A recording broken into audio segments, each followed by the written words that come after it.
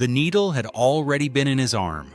That was the part that kept replaying in the minds of the intelligence officers who would later piece together what had happened. Not the lab results, not the encrypted messages, not the money trail that stretched across 3 countries. The part that stopped everyone cold was that the needle had already been in his arm, and nobody in that room had known what was inside it. Dr. Aminata Sawadogo had been Ibrahim Traoré's personal physician for 11 months. She had access to his schedule, his medical wing, his most private moments of physical vulnerability. She had smiled at him across examination tables. She had reviewed his blood pressure readings, his fatigue levels, his stress indicators, and for 11 months, yet she had been doing something else entirely. Something that only came to light when a lab technician in Ouagadougou made a decision that would change everything. The technician's name was Felix Ouedraogo, and he was not supposed to be working the night shift that Thursday. His colleague had called in sick. He had agreed to cover. And when he sat down at the processing station and began cataloging the evening's incoming samples, he found something that made his hands go still over the keyboard. The sample was labeled with a patient code he didn't recognize. That alone wasn't unusual. What was unusual was the secondary notation attached to the file, a small alphanumeric tag that to an untrained eye looked like a standard laboratory reference number. To Felix, who had spent 6 years working in biological forensics before moving into general laboratory work, it looked like something else entirely. It looked like a request, not for a diagnosis, for a profile, a biological profile, the kind used to identify optimal pharmaceutical vulnerabilities, the kind used to determine which compounds, in what concentrations, would be most effective at producing results that looked natural, results that would look, on any standard death certificate, like organ failure, like a heart attack, like the kind of thing that happens to young men who work too hard under too much pressure. Felix sat with that knowledge for 47 minutes before he did anything. Later, he would say those were the longest 47 minutes of his life. He understood exactly what he was looking at. And he also understood exactly what it meant to act on it and what it meant not to. He picked up his phone. What happened in the next 6 hours moved faster than anyone outside the inner circle would ever fully understand. The call went to a security liaison who understood immediately that this was not a matter for internal review boards or bureaucratic escalation. This was not a matter for patience or procedure. By midnight, 3 people had been quietly woken up. By 2 in the morning, a 4th set of eyes had reviewed the lab documents and confirmed what Felix had suspected. By 4, the name attached to the sample request had been traced, not to the external lab it appeared to originate from, but to a private account that had been used 11 times in the past 7 months. The account belonged to Dr. Aminata Sawadogo. And when the full scope of what she had been doing began to come into focus, the silence in that briefing room was the kind that only settles over people when they realize the danger was not approaching. It had been inside the walls the entire time. She had not taken 1 blood sample. She had taken 9, each one drawn under the clinical justification of routine health monitoring, each one labeled, sealed, and officially stored in the medical archives, while a second, unofficial sample from the same draw had been quietly diverted, processed elsewhere, sent to people whose names did not appear in any government registry, any professional database, or any publicly accessible document. People who had paid for the information they received, people who had paid well, and people who had used that information to begin constructing a strategy, slow, precise, untraceable, for what they intended to be Ibrahim Traoré's final year. This was not impulsive. This was not amateur. This was a project. The question now was not whether the threat was real. The question was how far it had already gone, and whether the people behind it knew that they had been discovered. Ibrahim Traoré was informed at 6:15 in the morning. He was already awake. He received the briefing standing, arms folded, his expression the kind of controlled stillness that people who have worked with him describe not as coldness, but as precision. He listened without interrupting. He asked 3 questions when the briefing officer finished. The first was about Felix Ouedraogo, whether he was safe, whether he had been moved, and whether his family had been secured.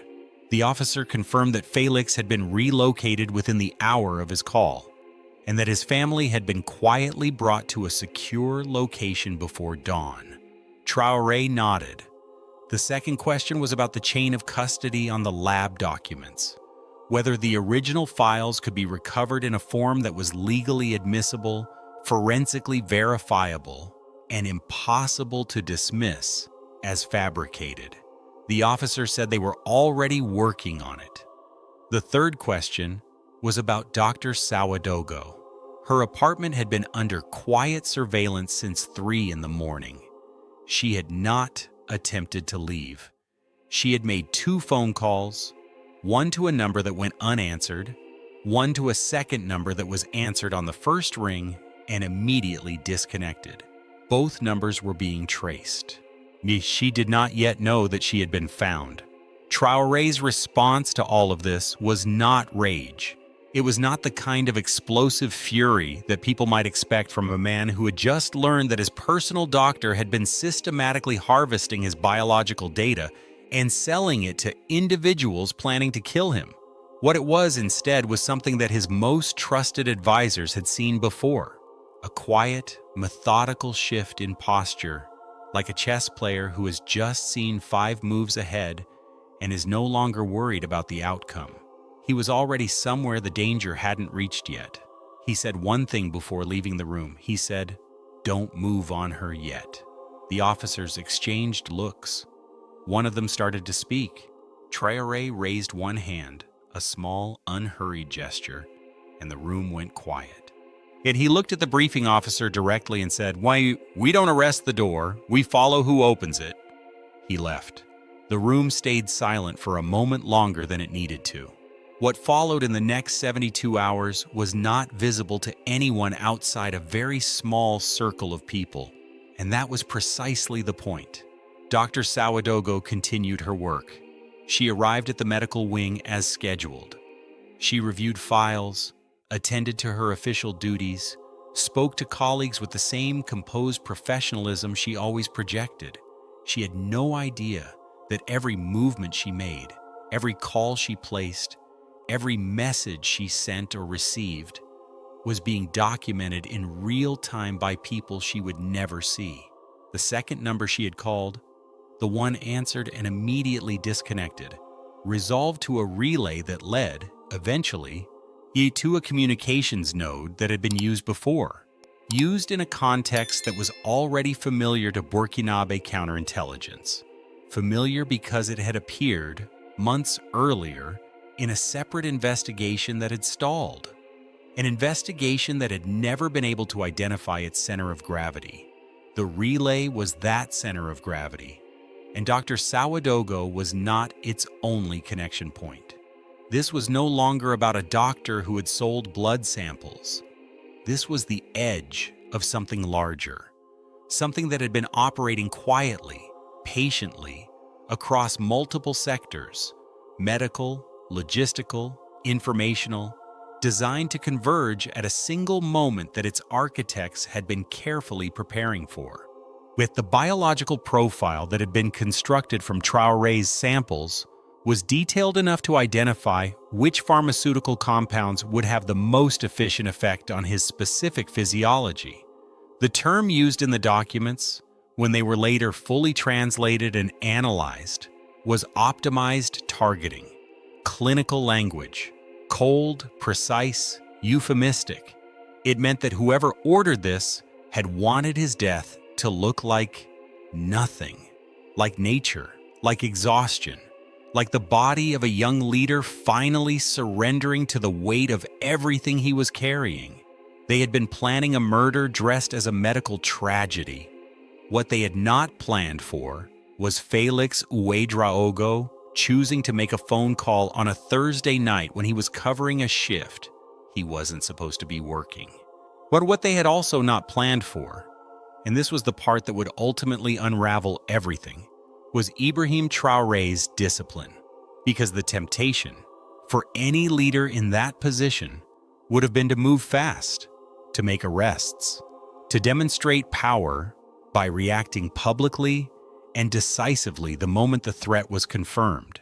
It would have felt justified, it would have looked strong, and it would have been exactly the wrong move because it would have sent a signal to the outer ring of the operation that the inner ring had been compromised, giving everyone beyond Dr. Ouedraogo time to disappear, destroy evidence, and rebuild under a different configuration. Traoré understood this. Yet he had understood it the moment he said, "Don't move on her yet." He understood that the most powerful thing he could do was look like he knew nothing and use that gap to learn everything. For 72 hours, the operation ran silent. And in those 72 hours, the people behind the pharmaceutical assassination plan, believing themselves undiscovered, continued to communicate. They made arrangements. They moved resources. They sent messages through channels they believed were secure, coordinating timelines that they believed were still on track. Every message, every movement, every coordination documented. On the morning of the fourth day, Dr. Aminata Ouedraogo arrived at the medical wing and found it empty. The usual staff wasn't there. The administrative assistant wasn't at the front desk. Yet the corridor was quiet in a way that corridors are not normally quiet. A quality of silence that has weight to it, that presses against the chest. She turned around. There were 4 people standing behind her. None of them were in uniforms. None of them were raising their voices. One of them spoke to her quietly, formally, and told her that she was going to need to come with them. He told her that everything she was about to face had already been documented in full. He told her that the only remaining question was the degree of her cooperation, and that this decision, made in the next few minutes, was the most important decision she would ever make. She didn't run. She didn't shout. She looked at the man speaking to her for a long moment. Yet when something in her expression shifted, the particular collapse of a person who has been carrying a secret for so long that the relief of being caught is almost indistinguishable from devastation. She nodded, and then she started talking. What she said in the hours that followed was recorded, verified, and cross-referenced against the documents already in evidence. She had been approached 14 months ago, before she had even been assigned to Traoré's medical team. The approach had been careful, gradual. It had not begun with money. It had begun with ideology, with a slow, sophisticated argument made over weeks of private conversations that she was being positioned to contribute to something historically significant, that the man she would be treating was an obstacle to a stability that her country desperately needed. Yet that what was being asked of her was small, clinical, the kind of thing that she, with her expertise, was uniquely positioned to do. By the time the money arrived, she had already been persuaded. The money simply confirmed the commitment. She named 4 individuals outside the country. She named 2 inside it. She provided communication records, financial routing information, and the identity of the relay node that had been the operational spine of the entire network. She provided enough to end it. Ibrahim Traoré received the final briefing on the 5th day. The individuals she had named were in various stages of being located and detained, some across borders, through international coordination that had been quietly initiated days before. The 2 inside the country were in custody before noon. The pharmaceutical compounds that had been prepared, the specific formulations developed using his biological profile, were located and seized at a private facility on the outskirts of the capital.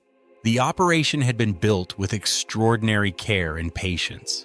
It had been dismantled in 5 days. But Traoré's response to the conclusion of the investigation was not the response of a man savoring a victory. When the final briefing ended and the last document was placed in front of him, the thing he spent the most time on was not the arrest records or the asset seizures. It was the file on Felix Ouedraogo, the technician who had been covering a shift he wasn't supposed to work, who had recognized something that most people would have filed away without a second thought. Who had sat with the most dangerous knowledge of his life for 47 minutes and then decided to call. Traoré asked that Felix be brought to meet him personally, not in a formal context, not in a setting that would expose him to any public attention he might not want. Privately, quietly, in the kind of meeting that doesn't appear in official records or press releases, but that both people who attend it carry for the rest of their lives. By all accounts, the meeting was brief, less than 20 minutes, no cameras, no aides, just 2 men in a room, one who had chosen to risk everything by speaking, and one who had chosen to trust that speaking was worth protecting. What was said between them has never been officially reported. What is known is that Felix Ouedraogo left that meeting with his family permanently secured. His financial situation permanently changed, and an expression on his face that people who saw him describe as something between disbelief and a kind of bone-deep peace. The formal announcement of what had occurred was made carefully, without sensationalism, without the kind of theatrical revelation that would have served performance more than justice. The statement confirmed that an attempt to compromise the health and security of the head of state had been identified, investigated, and resolved. It confirmed that individuals responsible had been detained and would face full legal proceedings. It confirmed that the integrity of the investigation had been maintained throughout. It did not mention the 72 hours of deliberate restraint that had made the full dismantling of the network possible. It did not need to. But those who were paying attention, inside the country, across the region, among the analysts and observers who track these things with careful eyes, those people understood what the silence during those 72 hours had meant. They understood that a man had been told his personal doctor was selling his blood to people who wanted him dead, and his first instinct had not been fear, not been revenge, not been a public display of force. His first instinct had been strategy. His first instinct had been to protect the person who had come forward, and then to follow the thread all the way to its end. That is not the instinct of a man who is lucky. That is not the instinct of a man who survives by accident. That is the instinct of a man who thinks ahead of the danger, who moves inside its blind spots, yet who refuses to be turned into something reactive and predictable by the weight of what is trying to destroy him. The network was gone. Its architects were in custody or in flight. The compounds that had been prepared with surgical precision to end his life had been seized. The woman who had drawn 9 vials of blood from his arm, who had sat across from him in clinical rooms and spoken to him in the measured, reassuring tones of someone whose job was to protect his health, was cooperating fully with investigators and would face the full consequence of what she had chosen. And Ibrahim Traoré was still standing, not shaken, not diminished, not wearing the look of a man who has barely survived something, standing the way a man stands when he has looked directly at the thing designed to unmake him and decided, yet in the space of one quiet morning, that it would not. That discipline, not desperation, would be his answer. That the people who built something patient and elaborate to destroy him would be met with something more patient, more precise, and more final. The danger had come from inside the walls. It had worn a white coat and carried medical instruments. It had been polite, professional, trusted. And it had found that trust was exactly what made it visible. Because a man who governs with honesty creates a standard that corruption cannot maintain indefinitely. Because a man who surrounds himself with people who are loyal to something real eventually creates the conditions in which a technician on a night shift looks at something wrong and decides that calling it out is worth the risk. Felix Ouedraogo had made that call because he believed it mattered. He had made it because on some level he believed it would be answered by someone worthy of the risk. He had not been wrong. The story did not end with an announcement or a press conference or any of the visible machinery of official resolution. It ended the way most true things end, quietly, in the gap between what almost happened and what actually did, in the distance between a prepared compound and an arm that had already carried 9 needles without knowing what else was being taken, in the choice of one man in a laboratory to do the right thing, and the choice of another man to honor that by doing what was necessary, not loudly, not impulsively, but completely. The attempt had been precise. The response had been more precise. The operation had been patient. Yet the man it was designed to destroy had been more patient. And when it was over, the only thing left standing in the place where the plan had been was the person the plan had been built to remove. Still here, still clear-eyed, still in the most important sense, undefeated.